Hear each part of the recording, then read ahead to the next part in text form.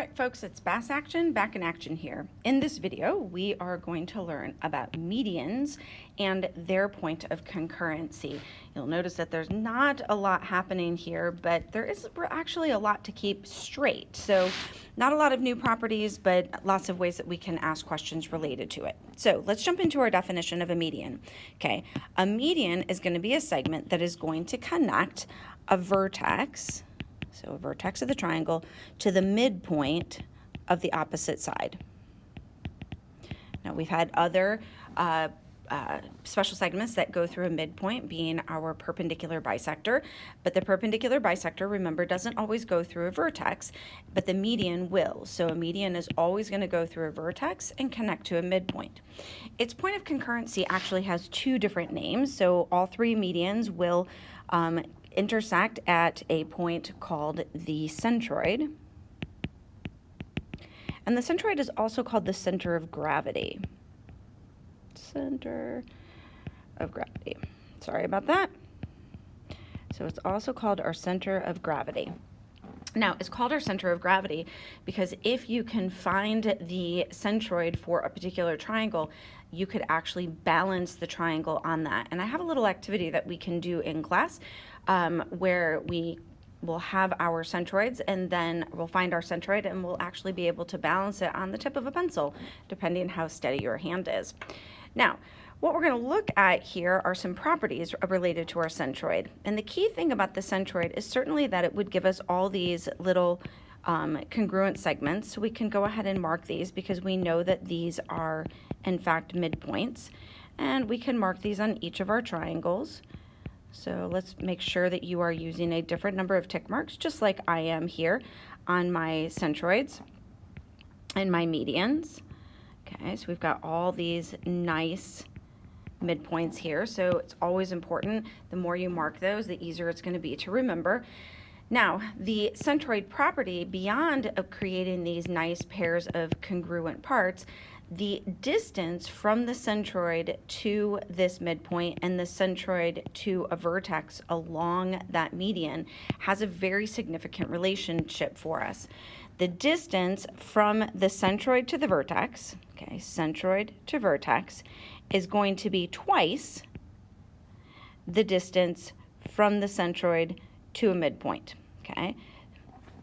Now, the way that we can mark this is I could say if, for example, this piece here is A, then this piece here is going to be 2A, all right? Now, we can think of this in its opposite direction as well. The distance from the centroid to the vertex is going to be 1/2, so half the centroid to the vertex will equal the centroid to the midpoint. So now, if we think about it that way, if I call this piece A, then this piece here, actually I don't want to put it there, I take that back. We're going to move that A. I'm going to put my A right here. So my distance from my centroid to my vertex, if I call that A, then this piece right here is going to be 1/2 of A, okay? Now, let's look and see how we could apply that idea. I've got 3 different scenarios here where this could possibly work. So I have a median NH, so this segment right here is in fact supposed to be a median. It has actually been constructed in the computer to be a median, okay, so that's convenient for us. Now, if that is a median, and I tell you that AH, this piece right here, is 24 units, then we can find that NA is going to be double of that, and NA then is going to be 48 units. And then, of course, we could find the length of the whole piece is going to be either 24 plus 48, or we should be able to recognize that this whole length is 3A. So we could also take that 24 times 3. Either way, we're going to get 72 units there. Now, we can also look at this next scenario. Again, I'm going to have a nice median, So TE is supposed to be a median. It's been constructed actually in the computer to be a median. And now I'm going to tell you that TO, now this bigger piece, is going to be 24 units. So same number, but I'm moving it around. Now if this piece is 24, I'm looking at this relationship, then OE should be half of that. So OE is going to be 12, and I like to put it in the picture if I can. So we're going to go ahead and say that that piece is 12. And then TE, again, that's the length of the whole thing. You can either add them together or take the small piece times 3. Either way, we're going to get to 36 units. Now, on our last one, I'm going to give you a median again. And my median is supposed to be, yours has probably already been fixed.